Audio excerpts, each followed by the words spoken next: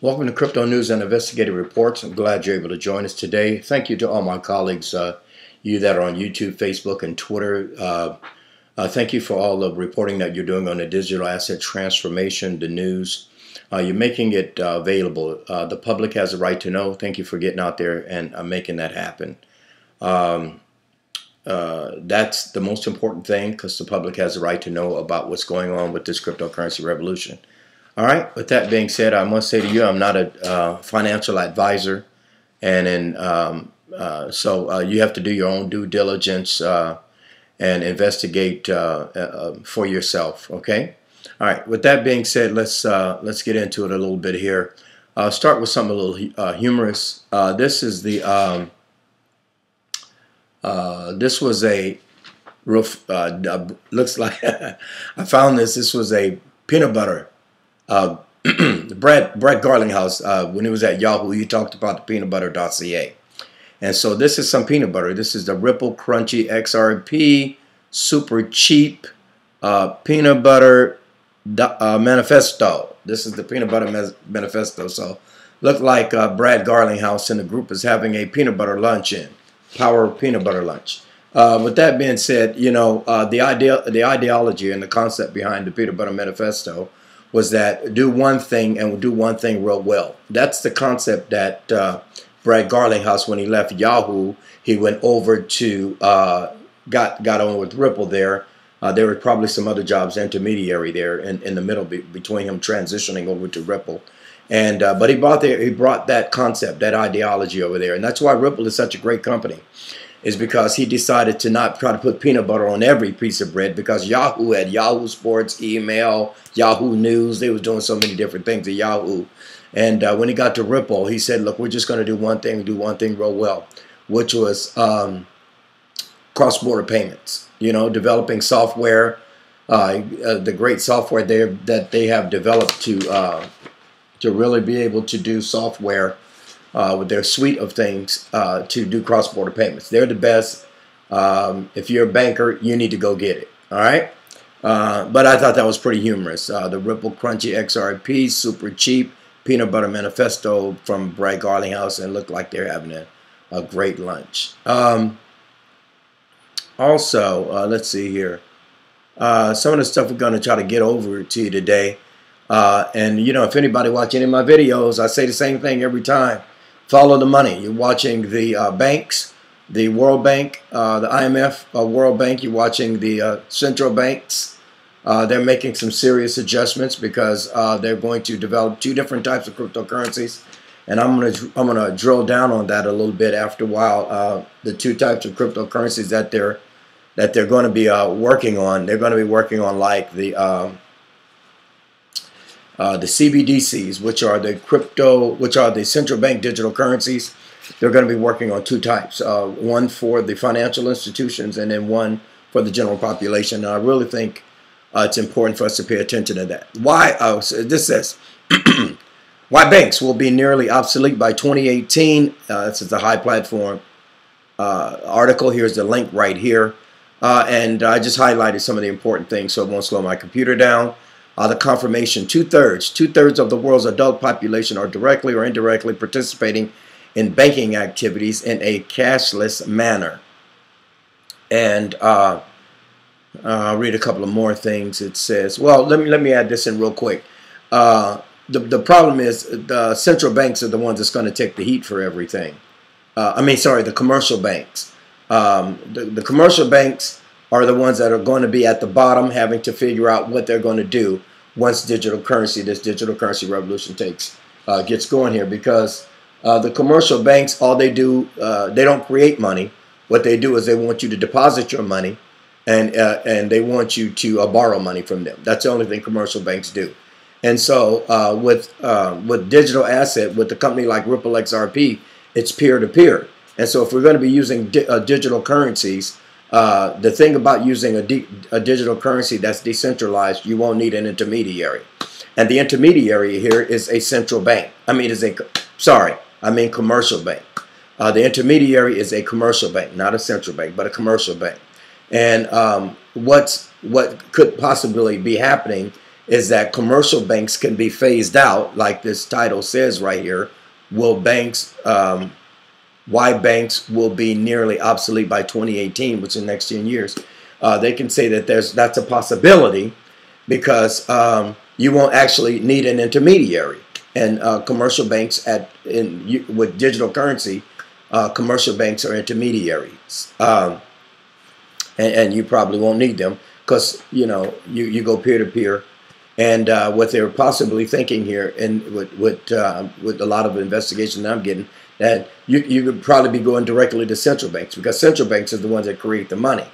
Our Federal Reserve is the one to print up the money, and so each country or each region has a central bank, and they're the ones that print up the money. All right. And so as we read it a little bit, about 2/3 of the world's population are directly or indirectly participating in banking activities in a cashless manner. It also says, and the reason, here's a couple of reasons why commercial banks could be disappearing by 2028, the possibility of it. Low savings interest accumulation due to the fact that they have nothing to gain while saving in bank custody with their paper money. Consider the fact that one opens a savings account in a year and it nearly yields only like 10%. But using the cryptocurrency, there's a possibility that a coin value can accumulate between 5 and 15% within 1 month. So that's one of the reasons why commercial banks could be disappearing. And another reason could be an annoying charges. Because, I've said before in my last video that commercial banks doesn't do anything for anybody, really.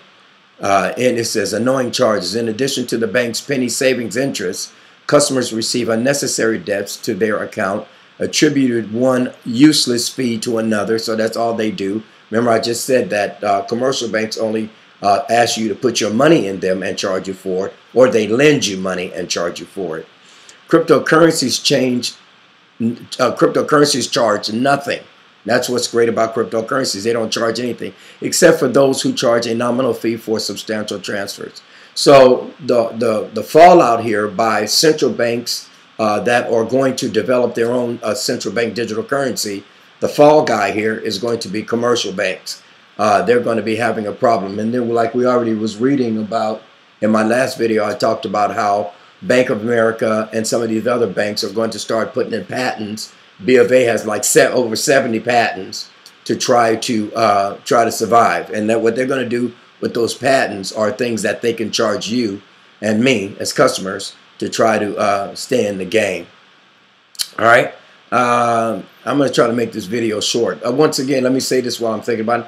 Make sure that you subscribe to Crypto News and Investigative Report. Please hit that button, subscription button.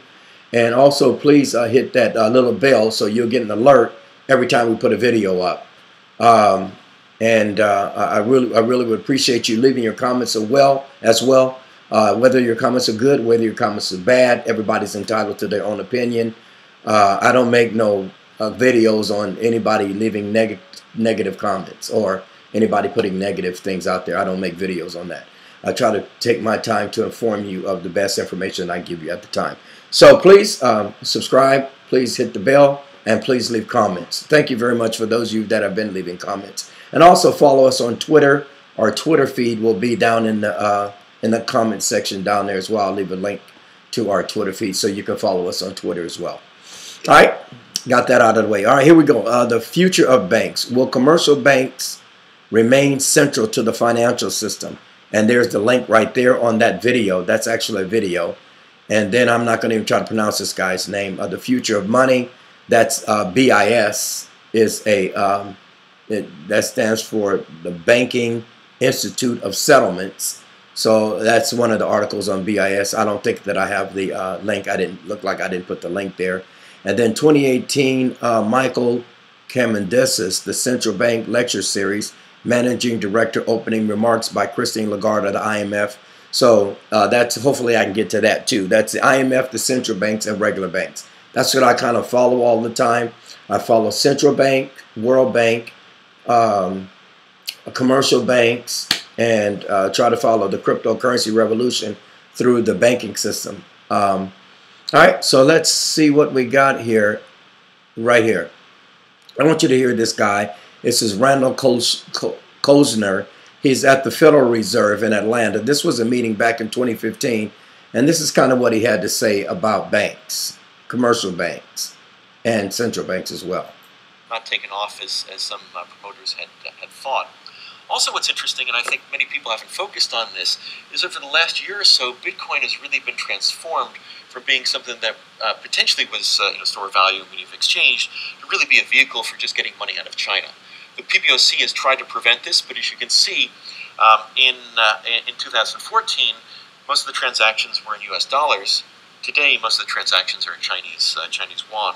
So it's not clear that it's fulfilling the function of medium of account, medium of exchange, and store of value that we would expect of I may have went a little too far back, true alternative. But that said, these technological innovations should be embraced, not ignored. And also, it's also quite possible that some of these innovations, like the ability to make these secured transactions online without a third party, could be adopted by central banks. This sort of technology could be used for issuing digital currency. So it doesn't necessarily have to be a competitor. It could be something that could be adopted. This is back in 2015. They were talking about. I'll end with a few conclusions and speculations. We may be at a defining moment for both commercial banks and central banks. Commercial banks and central banks. Disruptive innovation and dyspeptic regulators will hold the key to the future of banks, because obviously there have been a lot of concerns about that regulators have had of banks, and a much more cynical eye towards banking and bank innovation. But there are also a lot of non-banks that are coming in and innovating. We need to have a framework for thinking about the cost benefits and thinking about the potential trade-offs with growth may be valuable there. What I've argued is that, at least so far, banks still seem to be special. Banks still seem to have an important role, and traditional banks have been able to bounce back following the financial crisis. But regulators and central banks are going to be very much aware of the risks as well as the opportunities that are there. And I think if we want to think about the viability of banks over the next 20 years, what we want to focus on is banks really embracing these kinds of technologies, and also regulators thinking about those kinds of technologies. Also, as banks embrace these technologies, technological innovation occurs, that may affect the balance of power in the political economy realm on where regulation goes. There we go. And so banks may evolve to really be data analytic firms, technology firms that happen to be in financial services, rather than financial services firms that happen to be using technology. Banks turning into data analytics companies. Thank you very much. Thanks. All right. So I wanted you to hear that it's a lot more to this. You can go back and watch The Future of Banking. Will commercial banks remain central to the financial system? That was kind of his closing remarks.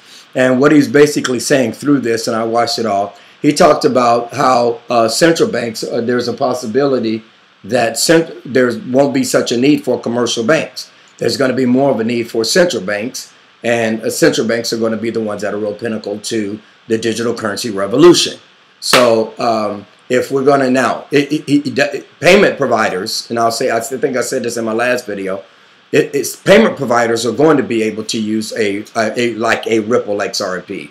Because Ripple XRP has got themselves in position for companies to use them as the intermediary between for payment settlement, cross-border payments. Ripple is the best. But when it comes to banking, there's a couple of things that are extremely important, which is inflation and being able to control the currency.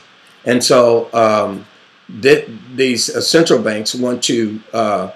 If central banks are going to develop their own cryptocurrencies, they're going to have two types that I've mentioned before. If they're going to do that, then the commercial banks are really going to have to try to step it up. They're going to have to try to do something other than just fees and something other than just loans. One of the things that central banks are trying to figure out to do, they're trying to figure out, how do we give you a loan using cryptocurrencies? They're trying to do bonds. They're trying to, cryptocurrency bonds. They're trying to do anything at this point that would help them to establish using cryptocurrency use cryptocurrency as a way to lend as well. Because if they're, you can't, the problem is you can't just create cryptocurrency, right? That's the whole thing about digital currency and fiat currency. That's the whole thing about an open ledger technology and, fiat accounting, basically. All right, so that's pretty important. Let's keep it moving. No, right there. No, right there. Right here. So when we were talking about banking and talking about fees, here's the World Bank. The World Bank. This was 6. I think that's today's date. Today's probably 6. Yeah, I think so. All right. The World Bank issued $79 million bond. Okay. Now, the World Bank is different from the International Monetary Fund. The IMF is a fund that the G7 countries that pay into the fund, and it is the goal of the IMF to monitor poverty, inflation, debt, and those kinds of things. And it's actually the same. That what they do is synonymous to what the World Bank does, except that the IMF don't lend money. That's why it's connected to the World Bank. I think over in New York, they're right across the street from each other. And the World Bank is connected to the IMF because the World Bank is the one that's going to be lending the money. So the World Bank is actually doing cryptocurrency or blockchain type bonds right now. And so they can get themselves into a position to be able to lend money or to send money or to hold money. And so that's what the World Bank is doing. So the World Bank issues a $79 million bond, permissioned blockchain. So here it is. And let's, what in the heck? Oh no. Try to keep sorry folks, my computer is moving slow on me. I'll go back to it, hopefully to reload. Oh no. Sorry about that, guys. Right when I was getting ready to read the article. Let's see if we can get it again. Actually, this was NASDAQ.com. Nope. All right, well, we'll move on. The future of bank. Will commercial banks remain central to the financial system? Let's see if we can find that article. And here it is. I just wanted to kind of bring this. This is a chart of what the central banks are going to do. And this came out about 1.5 years ago, maybe 2 years ago. I really wanted to get that. Oh, no. Okay. University. Okay, so this is kind of what the central bank, and this is their plan for their digital currency, the central bank digital currency.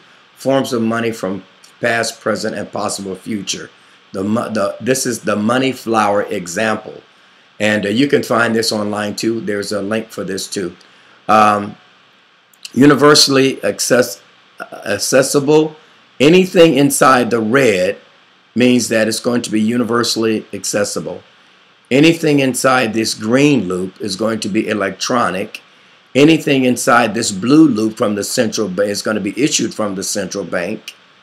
And anything in the gold is going to be peer-to-peer. And so what you have is you see all of this utility statement coin. You see Bitcoin. You see Fed coin.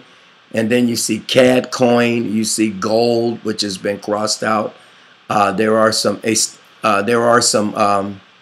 purposes for this. So this is kind of an idea. This gives you a chart and an idea of what the central banks are going to do regarding digital currency. Now, interestingly enough, it says Fed coin, and I know a lot of people have already talked about Fed coin. But I showed you this chart. My prediction is that the Federal Reserve will issue a coin because the Fed Reserve is our central bank. The Federal Reserve is our central bank, basically. And so they're going to issue a coin, just like the other central banks. If other central banks are going to issue a coin, the Fed was going to issue a coin too. And so I don't know if it's going to be Fed coin, but that's what they show here as one of the coins, a Fed coin, like the Federal Reserve coin. And then they have CAD coin. I'm not really sure what that is, but we know what Bitcoin is. And we also know what cash is.